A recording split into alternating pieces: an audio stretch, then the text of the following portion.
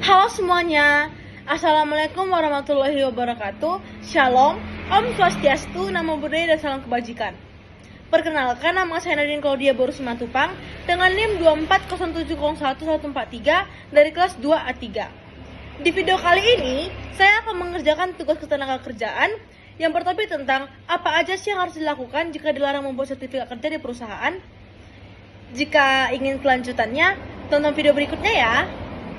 Nah, di topik yang tentang apa aja yang harus dilakukan jika dilarang membuat sertifikat kerja di perusahaan.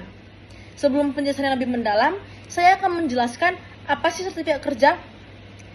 Sertifikat kerja itu adalah dokumen resmi yang membuktikan bahwa kamu pernah bekerja di suatu perusahaan dengan jabatan dan periode tertentu, yang dimana hak itu dilindungi oleh Undang-Undang Ketenagakerjaan Nomor 13 Tahun 2003 Pasal 160 ayat 2 yang berisikan tentang pengusaha wajib memberikan surat keterangan kerja yang memuat jabatan terakhir dan lamanya bekerja apabila kerja berakhir.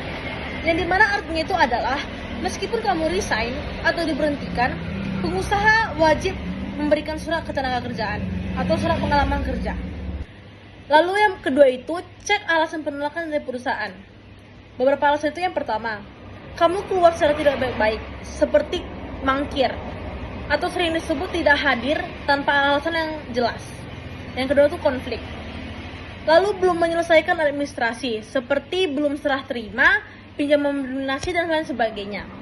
Lalu yang ketiga itu, perusahaan tidak mempunyai prosedur baku alasan pribadi manajemen, karena tidak sah secara hukum. Namun alasan berikut itu tidak membatalkan hak kamu. Sertifikat kerja tetap wajib diberikan. Lalu yang ketiga, lakukan permintaan secara resmi dan tertulis. Jika permintaan tersebut ditolak, maka lakukan kirim surat atau email ke HRD atau ke manajemen yang berisikan tentang pengalaman atau permintaan kerja, jabatan, masa kerja, dan alasan pengunduran diri. Batas suatu permintaan itu selama 7 hari kerja. Berikut contoh singkat isi surat tersebut. Lalu, simpan bukti komunikasi dan simpan semua dokumen yang berisikan tentang surat permintaan, balasan dari perusahaan, dan bukti percakapan WA, email, ataupun rekaman. Lalu yang kelima, hubungi Dinas Ketenagakerjaan atau Disnaker jika perusahaan tetap menolak.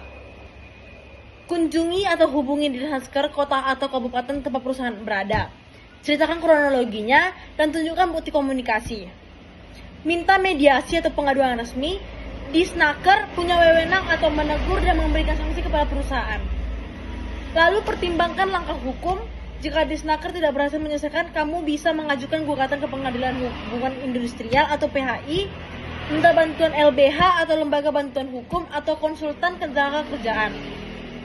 Lalu solusi alternatif jika tidak mendapat surat kerja itu yaitu gunakan slip gaji, kontrak kerja atau ID karyawan sebagai bukti pengalaman kerja. Minta rekomendasi dari atasan langsung jika masih berhubungan baik. Tulis penjelasan di CV-nya atau surat lamaran bahwa kamu kesulitan mendapatkan surat kerja dari perusahaan sebelumnya. Itulah beberapa penjelasan menurut saya tentang apa yang harus dilakukan jika tidak mendapatkan sertifikat dari perusahaan. Jika ada kesalahan kata, mohon dimaafkan ya. Terima kasih.